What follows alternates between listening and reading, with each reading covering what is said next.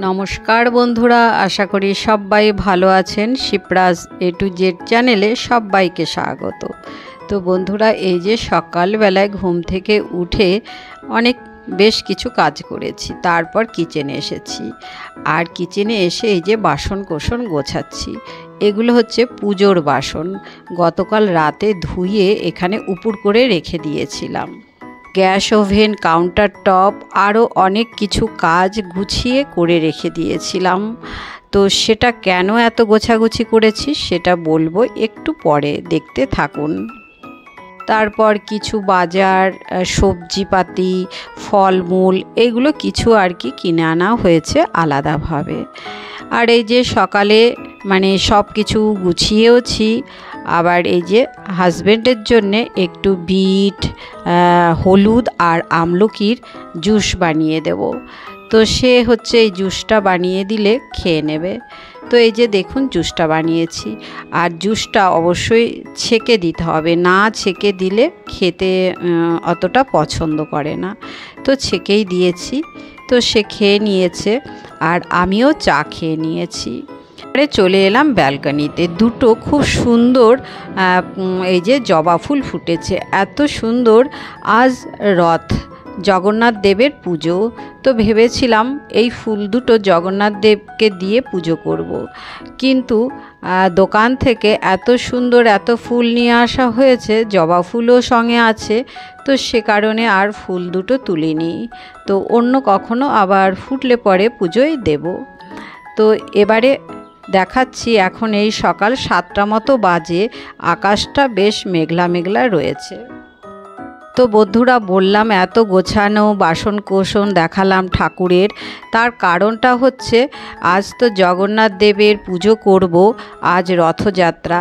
তো একটু ভোগ নিবেদন করব।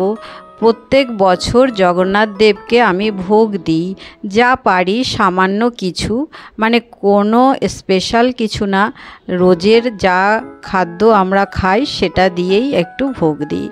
তো এবারও তো ভেবেছি দেব, প্রত্যেক বছর ভোগ দিই। তো এবারও না দিলে মনটা খারাপ লাগছে আর কি। তো সেই জন্যেই আর কি অত গুছাগাছি আর কি, বাসন কোসন ধোয়া বাজার করে নিয়ে এসেছি আলাদা করে। তো আজ ওই ভোগ আর কি দেব। তো দেখতে থাকুন। আর রথযাত্রা উপলক্ষে সবাইকে জানাচ্ছি অনেক অনেক শুভেচ্ছা ভালোবাসা। বন্ধুরা দেখতে পেলেন আমি বিছানার চাদরটা চেঞ্জ করলাম। তো পুজোর দিন একটু চাদর টাদরগুলো চেঞ্জ করলে ভালো লাগে। তো জগন্নাথ দেব কিন্তু ভীষণ পরিষ্কার পরিচ্ছন্ন পছন্দ করে। আর যে কোনো পুজো মানেই কিন্তু একটু পরিষ্কার পরিচ্ছন্নের মধ্যে দিয়েই থাকতে হয়। তো আমরা জানি পুরী বা অন্যান্য অনেক জায়গাতেই রথ টানার সময় কিন্তু রাস্তা ধোয়া হয়, ঝাঁট দেওয়া হয়, তো তারপরেই রথ চালানো হয়। তো যাই হোক, সে কারণেই সেই দিক থেকে ভেবেই আমি বলছি জগন্নাথ দেব কিন্তু পরিষ্কার পরিচ্ছন্নতা পছন্দ করে। তো সকালবেলায় এই যে সকালের বাসি ঘরটর ঝাড় দেওয়া মোছা এগুলো সব করে নিচ্ছি।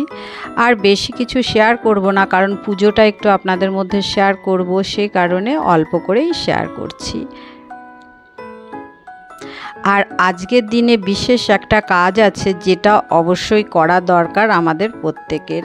সে কাজটা কি সেটাও আমি আপনাদেরকে দেখাবো, আমি নিজেই করব আর কি কাজটা।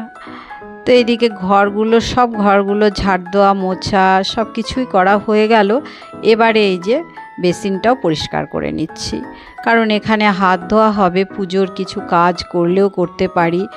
এই জন্যে আমি এত ভালো করে পরিষ্কার করি যে পুজোর কিছু কাজ মানে কিছু ধোয়াধুয়ি করতে হলেও আমার মন খারাপ লাগবে না, আমি একদম মানে এখানেও কাজ করে নিতে পারবো, এই জন্যে পরিষ্কার করে নিচ্ছি।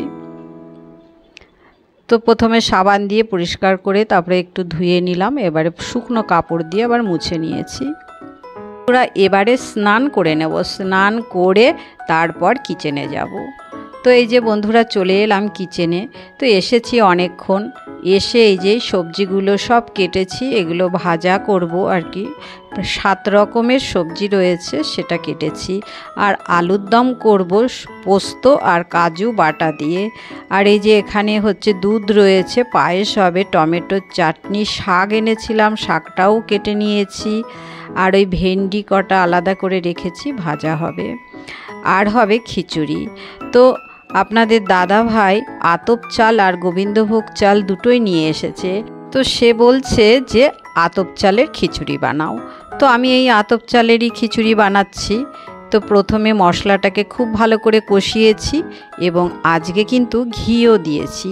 তেলের উপরে আমি ঘি দিয়ে ভালো করে মশলা দিয়ে কষিয়ে চাল ডালটাকে খুব ভালো করে ভেজে নিয়ে গরম জল দিয়ে এই যে বানিয়ে ফেললাম খিচুড়ি।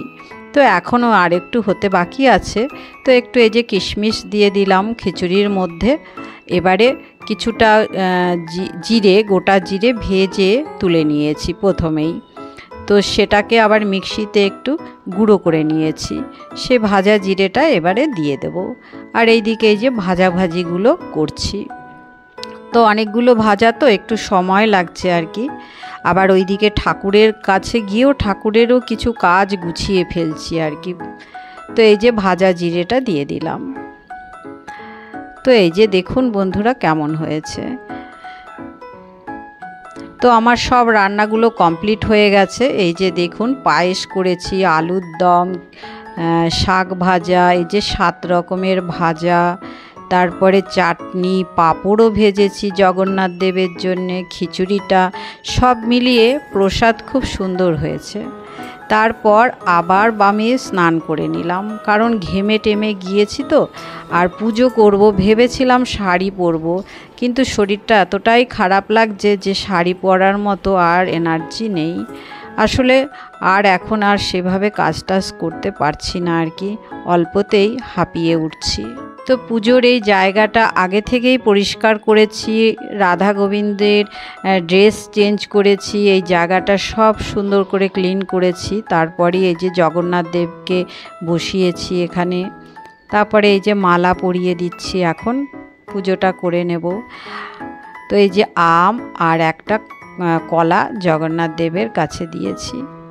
আর বন্ধুরা এই জায়গাটায় যে ছোট, তো মানে ছোট বলতে আর কি বড় প্লেটে ভোগ বাড়লে পরে তো এখানটা আর কি অসুবিধা হবে। এই জন্যে যেই বাটাগুলোতে রোজ পুজো করি আমি, আমার বাটাগুলো তো একদম ছোট না, একটু বড়।